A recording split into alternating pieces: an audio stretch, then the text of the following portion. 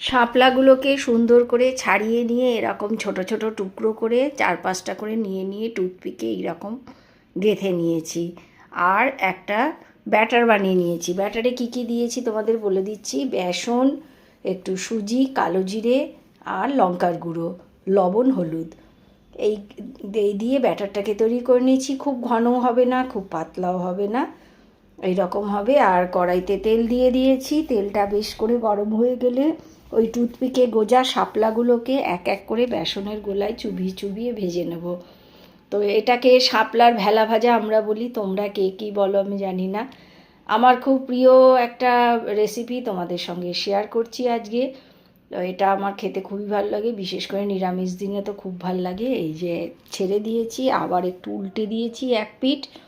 তো এই রকম লাল লাল করে ভেজে ভেজে নামিয়ে নিলেই তৈরি হয়ে যাবে মুচমুচে শাপলার ভেলা ভাজা। ছোট্ট একটা রেসিপি তোমাদের সঙ্গে শেয়ার করলাম। ভালো লাগলে please like, share and subscribe করে দিও। আর এইটা খেতে আমার মতো কে কে ভালোবাসো সেটা অবশ্যই জানিও। আজকের মতন এখানেই শেষ করছি। সবাই খুব ভালো থেকো।